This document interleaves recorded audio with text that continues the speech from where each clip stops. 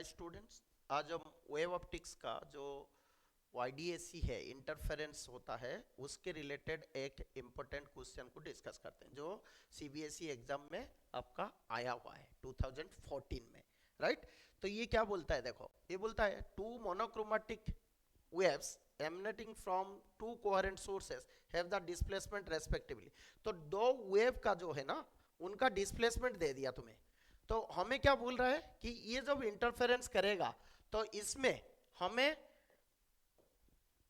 ये है y1 that is a cos omega t and y2 is a cos omega t plus phi, so phase difference is phi between them।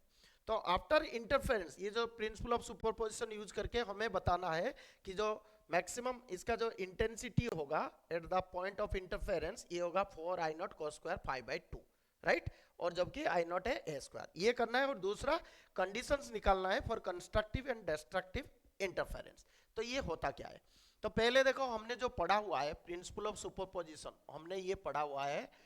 तो इसमें क्या होता है कि जो रिजल्टेंट डिस्प्लेसमेंट होता है when two waves interfere with each other, उनका जो रिजल्टेंट डिस्प्लेसमेंट होता है that is y is equal to y1 plus y2। तो इसमें हम देख लेंगे, तो जो रिजल्टेंट y होगा ये होगा y1 प्लस y2। तो y1 कितना दिया हुआ है मुझे in the question, this is a cos omega t, right. और y2 कितना दिया हुआ है a cos omega t plus phi, omega t plus phi, right. तो अगर ये दोनों इंटरफेयर करते हैं तो मैथमेटिकली हम इधर कौन सा फॉर्मूला लगाएंगे बताओ। ये देखो a तो कॉमन चला जाएगा, बचेगा कौन cos, इसको अगर मैं मानता हूं cos a और cos b। सो ट्रिग्नोमेट्रिक फॉर्मूला हमें पता है cos a प्लस b क्या होता है, जैसे cos a plus b suppose अगर हम लेते हैं तो ये क्या होता है, ये होता है 2 cos a plus b by 2 और क्या होता है cos a minus b by 2, right. तो ये फॉर्मूला अगर हम पुट करते हैं तो ये कितना हो जाएगा हमारा, सो दैट इज योर 2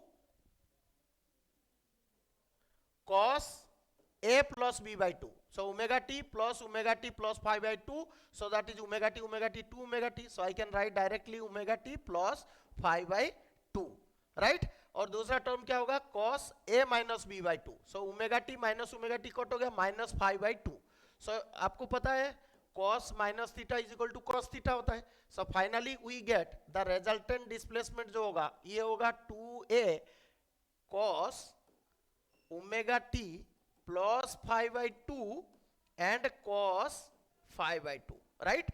इसको थोड़ा रीअरेंज करके मैं लिख सकता हूं y is equal to 2a cos 5 by 2 and cos omega t plus 5 by 2, right.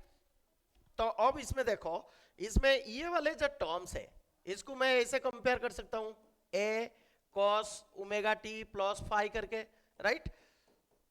तो इसमें मुझे क्या पता चल रहा है कि जो रिजल्टेंट जो एम्पलीट्यूड हो रहा है आफ्टर द इंटरफेरेंस पैटर्न, तो ये एम्पलीट्यूड कितना होगा मेरा, so here I can get your resultant amplitude is your 2a cos 5 by 2, right।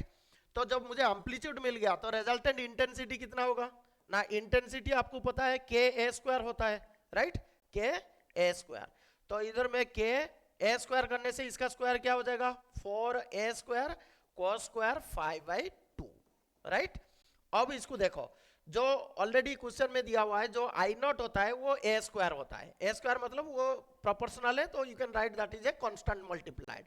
सो इधर जो a स्क्वायर है उसके बदले हम क्या लिख सकते हैं i0 लिख सकते हैं। So here I can write simply your i is equal to 4i0 cos square 5 by 2।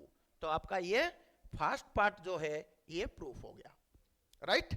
So I think आप लोगों को ये जो क्वेश्चन था इसमें ओनली जो ट्रिग्नोमेट्री का फॉर्मूला हमें यूज करना है, और हमने ऑलरेडी बहुत बार पढ़ चुके हैं कि इंटरफेरेंस होने से जो रिजल्टेंट डिस्प्लेसमेंट होगा वो क्या होगा, वो उसका फैक्टर सम होते हैं। तो y is equal to y1 plus y2 ये करके हमने अभी कर लिए।